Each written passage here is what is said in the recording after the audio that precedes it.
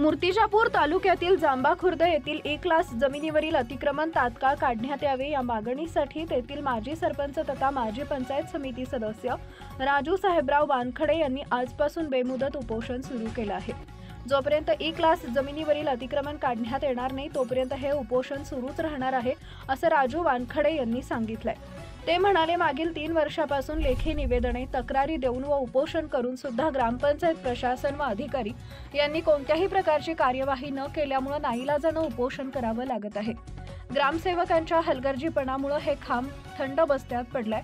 अनेकदा 1 लाख जमिनीवरील अतिक्रमण काढण्यासाठी प्रयत्न केले परंतु प्रशासन त्याकडे जाणीवपूर्वक दुर्लक्ष करत आहे। समाधान होईपर्यंत हे उपोषण सुरूच राहणार असल्याचंही ते म्हणाले।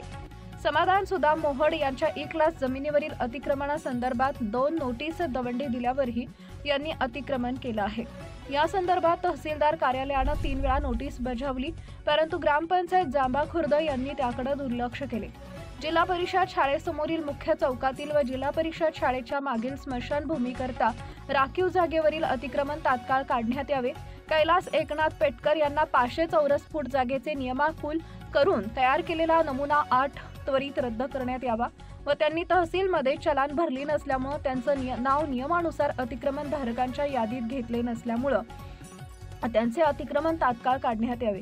तत्कालीन ग्रामपंचायत अधिकारी महेंद्र मुंदे यांनी अप्पर आयुक्तांच्या आदेशानुसार नवीन गावठाण मोजणी करण्याकरता भूमी अभिलेख कार्यालयात नियमानुसार अर्ज सादर केला नाही। हा अर्ज ऑनलाईन भरावयाचा होता मात्र अद्याप भूमी अभिलेख कार्यालयानं 4 महिने उलटूनही काहीच कार्यवाही केली नाही।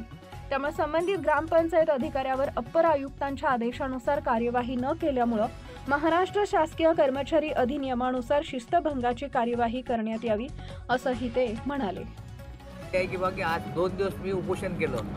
उपोषण केल्यावर जर ग्राम विस्तार अधिकारी याच्यावर काही कारवाई करायला तयार नसेल तर आता आम्ही शेवटचा अन्नत्याग आंदोलन चालू करून आता माझं अन्नत्याग आंदोलन हे कारवाई होईपर्यंत आहे।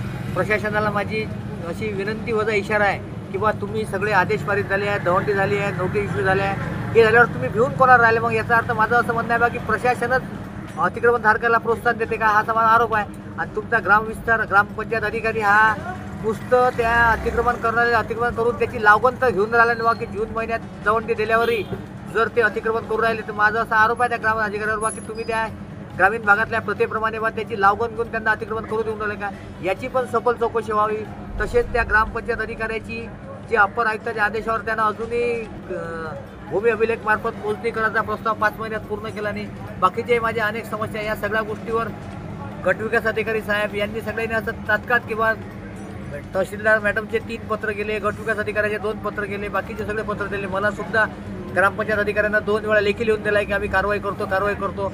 असं जर मला कारवाईचे कागद देत राहील तर मी कुठपर्यंत ऐकावं, म्हणून मी माझ्या आता शेवटच्या भूमिकेला आला की जर या 2-3 दिवसात जर मला या अन्नत्यागमध्ये न्याय मिळाला नाही तर मी आत्मदहन किंवा आत्महत्या पण करू शकतो, कारण की मी या गोष्टीला त्रस्त आलो।